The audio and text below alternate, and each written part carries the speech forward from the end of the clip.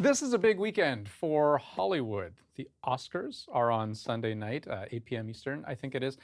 Except, for all the glitz and glamour, there is also controversy and familiar controversy because representation is something that a lot of folks are talking about as we head into this broadcast coming up. And Stacey Lee Kong has been kind enough to agree to join us because A, you're the expert, so a freelance writer, the author of the Friday Things pop culture newsletter.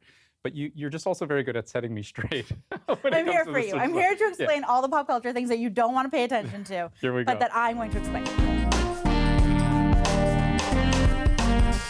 Okay, so with the Oscars, it's a bit of deja vu, right? Yes. So we have had this conversation, it feels like, every year. I mean, we have this conversation about award shows and how they are handing out accolades. So this year there are two big conversations. One is a nice one. So we're seeing a bunch of history-making nominations for Asian creatives. This is the year with the most ever Asian acting nominees. There are only 4, but that is still the most that we've ever seen. Michelle Yeoh is nominated for Best Actress in a Leading Role. It's the first time that an Asian woman has been nominated in that award. In a really strange film, though, by the way. In a very weird film.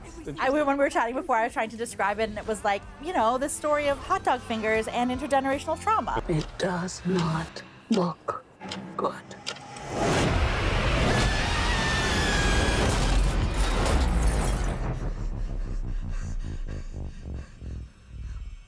What's happening? Right, super fun. Because those two things they just go together. really well. They really make sense. Yeah.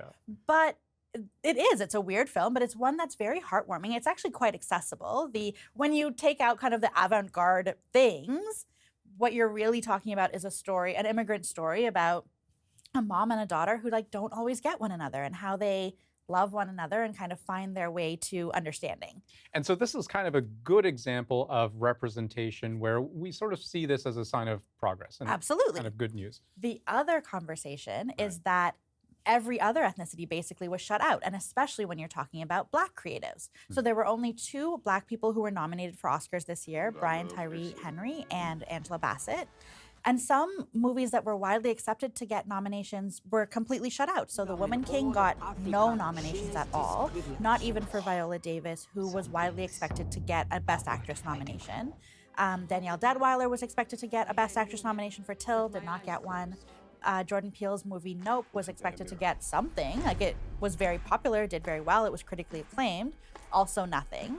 And I think it's important to note that we're not just talking about acting nominations or the ones that are kind of the big awards. We're also talking about craft nominations. Right. So the Oscars voting body decided that there was no sound direction that was exemplary in those movies. There was no cinematography. There was no costume design. And sorry to jump in, but how do, and this is like a devil's advocate question. I like that you clarified that because I know where you're going and I don't want to yell at you. So how do we know that these movies simply weren't deserving of being nominees? That all the movies who were nominated were just better. Just better. Yeah. But I think that's just taking a cohesive look at what everyone has been saying about these movies. So Nope, for example, was very well received by critics. So was The Woman King. They were nominated for other awards. Experts in all different areas told us that these movies were great. So the only people who didn't seem to agree was the Oscars voting body. So I think it's which is predominantly white, predominantly male, and skews quite a bit older. Right. So even though the Oscars have been trying to diversify their voting body, they've invited hundreds of new members. It's still the stats are very high. I think it's 87% white.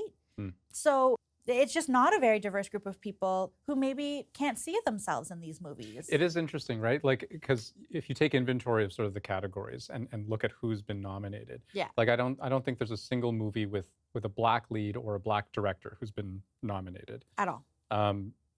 Lead actor? No. No Black nominees. All white. All white.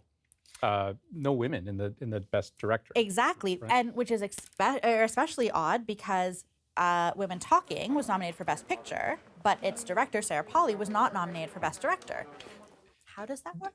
One more question before we go. Yeah. Does there have to be diverse nominees in every category every year? Because I think of like Best Actor, Will Smith was nominated last year, wasn't he? Oh, you want to talk about Will Smith? Denzel Washington was nominated last year. That was a wasn't joke. Yes, absolutely. But I think the question is, when you look at the wider pattern, that question is kind of weird because it's like, yeah, they're the people who do great work, they should be nominated every year. And Black people are doing great work every year. Asian people are doing great work every year. So what happens next year when there's not an Everything Everywhere All at Once? Are we going to see this consistently? And I think the real takeaway from this conversation is that success in Hollywood and in the movie industry, it's still so dependent on and conditional on white acceptance. So if a white governing body decides that your thing is worth it, you're going to get the accolades. And if they don't, then you don't. And so it's haphazard and uneven. And that's what makes it unfair. It's not really about how well someone's doing. It's how it's perceived. Stacey Lee Kong, you gonna watch? Yeah, obviously. Okay, just checking.